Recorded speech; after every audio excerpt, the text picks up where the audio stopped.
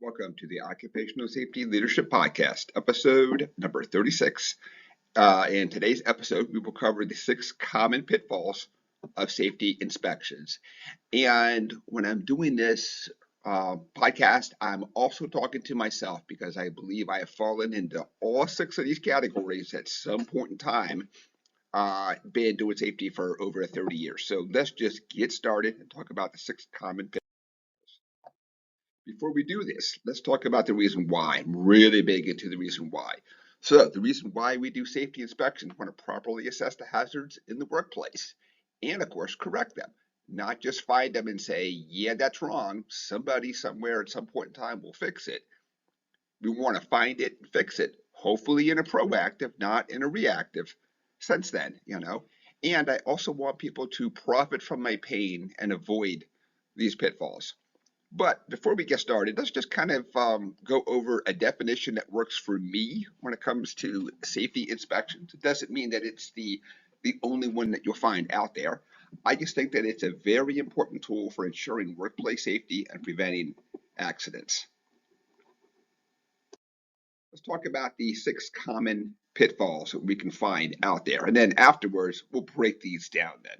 So we have complacency, inadequate training, limited scope, incomplete follow-up, over-reliance on checklist, and failure to involve employees. So let's sit down and break these down and make sure that we're not going to fall into the same pitfalls. The first one, complacency. So this is when the inspectors, and regardless of who that inspector is, has looked at the same place over and over and over again, and they don't find anything wrong. So they're kind of complacent. Maybe they don't do a full inspection. They can also become complacent with, I put something on the checklist and it never got done, so now I just say everything's fine, as opposed to keep putting it on the list, following up, doing things like that then. So, and also when we look at the complacency, of course, we can also fail to identify new or changing hazards out there. If we're not doing a real proper inspection every time, not just using our past knowledge, but every time, then we're going to miss these new and changing hazards out there. The next one is a big one: inadequate training. And I mean by the inspectors. So as a safety professional, many times we believe we can give a checklist to somebody and say, there, you know how to do it. That is a technique. I've used that technique and it has not worked out well until I literally sat down with the person and did a line by line. We're going to walk through the workplace. We're going to look at these things. Because I, in my younger days, just thought if I just gave somebody a piece of paper, they would read it, interpret it, and have exactly the same knowledge I did. That is just not the case out there. But what we want to do is make sure that inspectors need to be properly trained in safety regulations and inspection techniques. They're not going to know everything that you know, but they should know things like, every time I have to check the emergency lights. I don't just say, oh, I walked around and somebody will tell me when the light's out. That counts as doing my inspection. Like, every time you have to do that stuff. So without proper training, the inspectors will miss hazards and make an incorrect assessment of the risks along with the hazards out there. When we look at assessing a risk, of course, that's also based on what the person's prior, not just work history, but if we look at personality and we look at other things, some people will see it as a hazard, whereas others will not see it as a hazard. But we want to get everybody on, as much as possible, a common sheet of music then as we go forward. Limited scope. So at times, people feel, the inspectors, of course, I should say, they focus on specific areas and processes that they feel really comfortable with, and other areas that they're not really comfortable with, they just don't examine those areas. They don't walk through.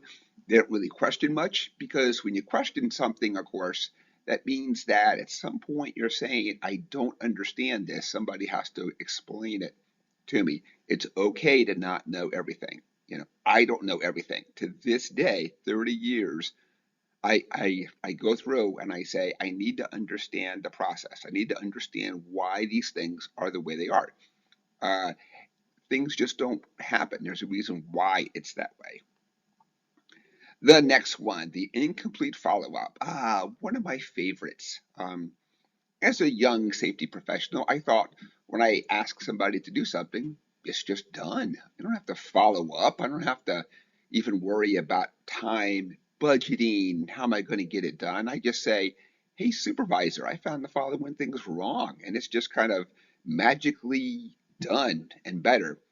Not the case. You always have to have some kind of a list that you can go back and follow up. You also have to help people to understand why that it's an issue. Sometimes what they say is, yeah, but he says that it's an issue. I don't think it is. I'm just going to not address it. You have to follow up with people at all times. And there may be times where what you're going to do is say, I've found a hazardous situation. I made it as safe as I possibly can, so I put some interim actions in.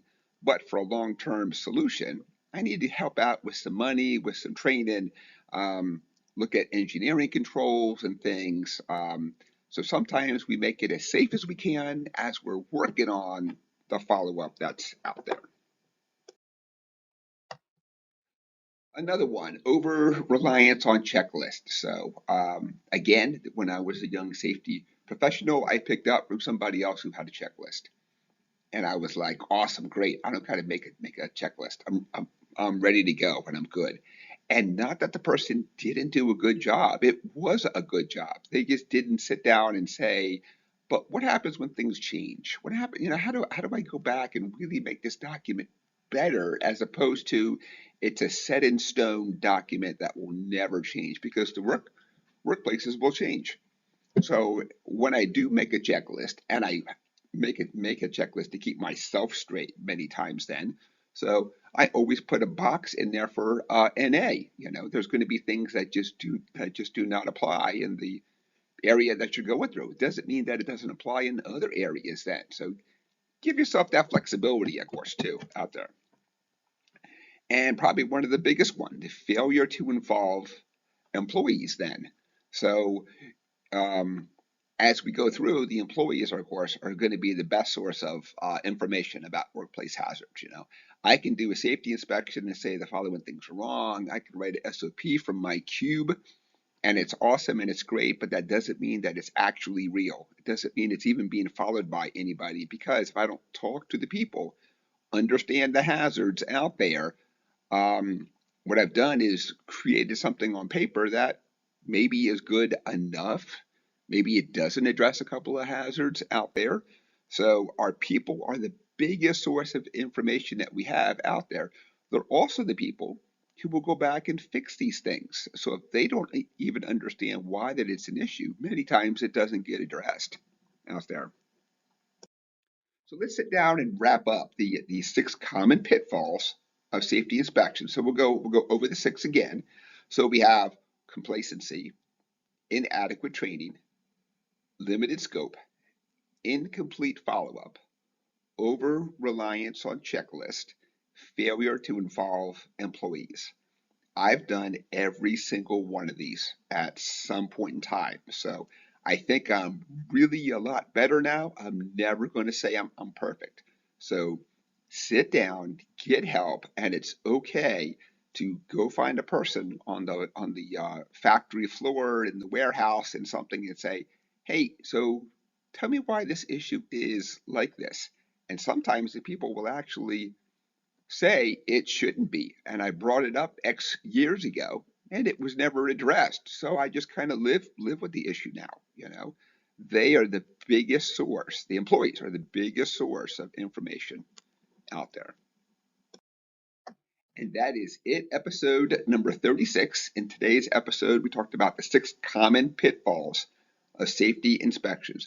I hope that everybody profited from my pain, and I wish that I will never make another mistake when it comes to safety inspection. But I'm sure at some point in time, because I'm human, I'm going to have a flaw. But what we want to do is to have the least many flaws and be as good as we possibly can. Always work on that continuous improvement. So, episode number 36. My name is Dr. David Ayers. Thank you for joining me today and have a safe day.